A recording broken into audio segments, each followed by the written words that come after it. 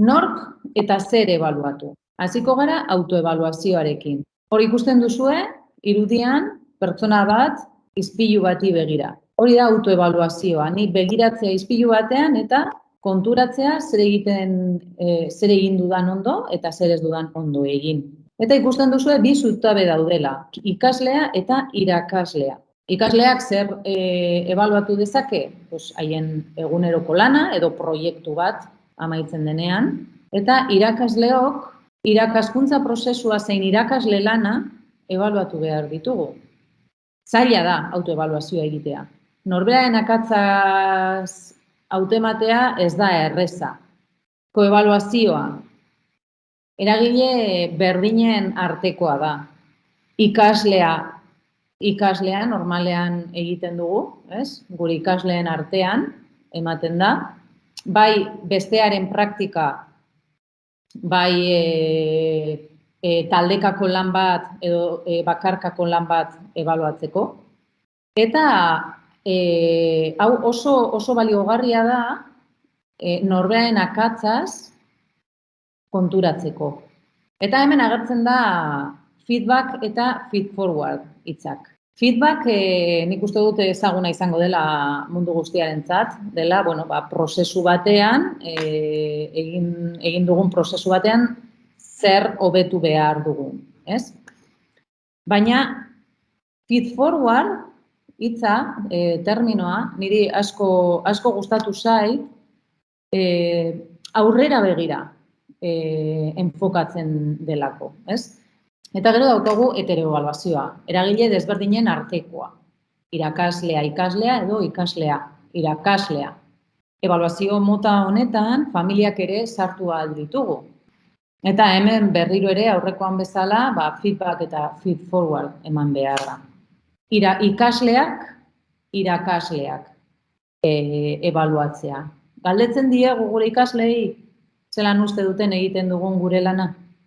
Orain adibide batzuk, hasiko naiz aurrezkuntzarekin, hemen sailkatu ditut aurrezkuntzan, baina lehen hezkuntzako lehenengo mailetarako posiblea da erabiltzea.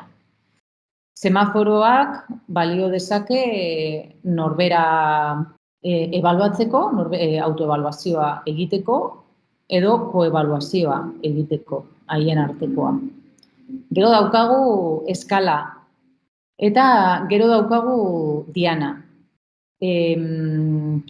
Dianaren zati bakoitzak eremu bati egiten dio erreferentzia.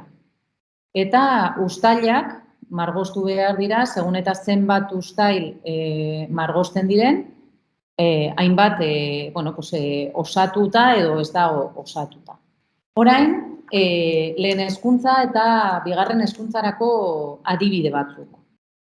Hasiko naiz ikasketa kontratuarekin. Nik hau esperientziatik esaten dut oso ondo funtzionatzen duela. Hemen parte hartzen dute familiek edo parte har dezakete familiek, ikasleek eta irakasleek.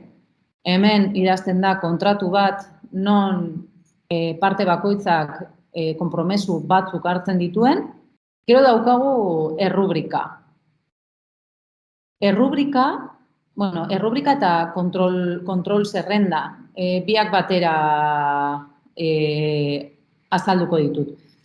Bai errubrika, bai kontrol zerrenda aldez aurretik erabili baino lehen, edo ariketa bat, edo proiektu bat egin baino lehen, edo ebaluatu baino lehen, landu behar da gelan. Gure ikasleek ulertu behar dute zer eskatuko zaien. Jakin behar dute non kokatzen duten euren burua. Eta gero baditugu egunerokoa eta portfolioa.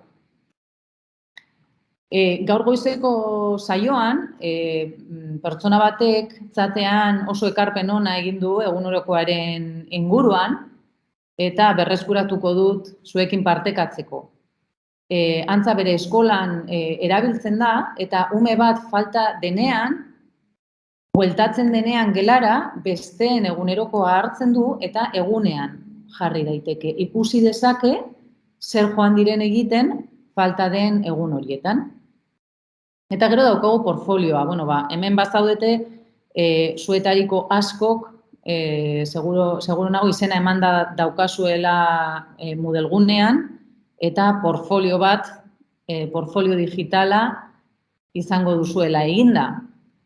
Hemen irudikatu dut karpeta batekin eta aurrezkuntzan, hain zuzen ere, portfolioa ere erabiltzen da, umeen karpeta, ez? Non fitxa egiten dituzten fitxa guztiak gordetzen diren. Berez hori izaten da portfolio bat, izan daiteke digitala edo ez.